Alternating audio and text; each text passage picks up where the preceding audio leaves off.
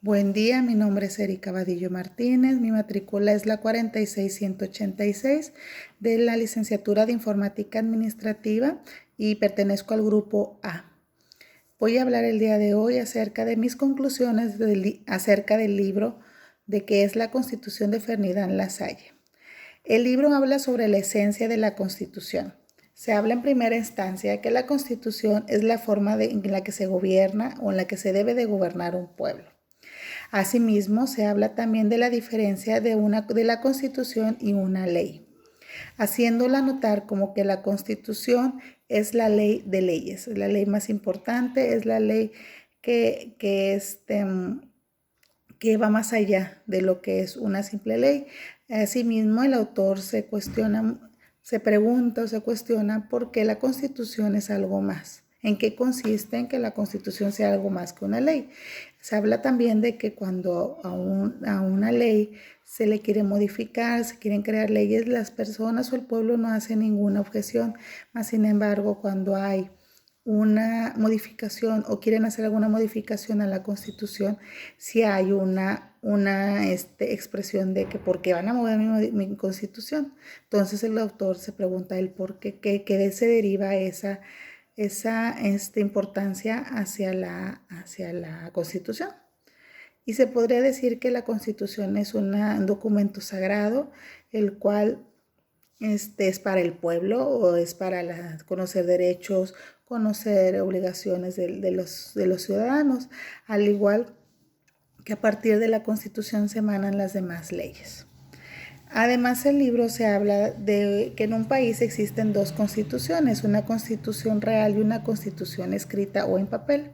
La constitución real está formada por la suma de los factores reales y esa constitución es aquella que se creaba explícitamente. Ni el rey la podía modificar y en esas leyes se imponían derechos y obligaciones hacia los nobles y que también el pueblo debía de seguir. Entonces era pura, no había ningún tipo de escrito, mas sin embargo era todo ya explícitamente. Posteriormente se buscó que fuera algo por escrito o en papel,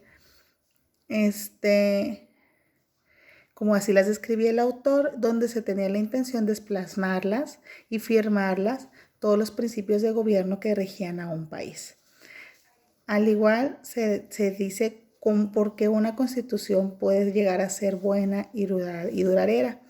Sería cualquier constitución siempre y cuando de expresión fiel o expresen fielmente sobre los factores que imperan en una sociedad o en una realidad social, qué es lo que necesita la sociedad o qué derechos, qué obligaciones, cómo está compuesta todo eso.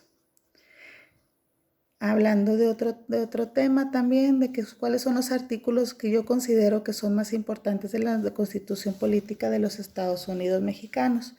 Yo considero que los principales artículos de la Constitución serían el artículo 3, el cual se habla de la educación, que la educación debe ser obligatoria, los niveles de educación de las cuales son obligatorias, que todos los niños y niñas tienen derecho a tener esa educación pública.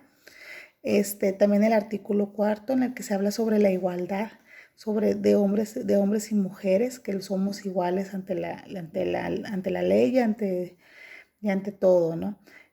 También el artículo 24, en el cual el artículo 24 manifiesta la libertad de creencias religiosas, que tenemos el derecho de creer en cualquier religión, no nos obliga a ninguna, y al igual que el artículo 123, donde se establecen las bases para la ley federal del trabajo, donde se establecen horarios, donde se establecen los salarios mínimos, quién integra la comisión de salarios mínimos, que los patrones son los obligados en caso de accidentes y en caso de alguna enfermedad del trabajador, en apoyar a ese trabajador y darle la atención médica y el sueldo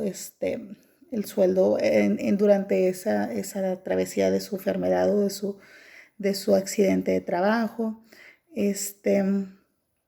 También se habla de la importancia que tiene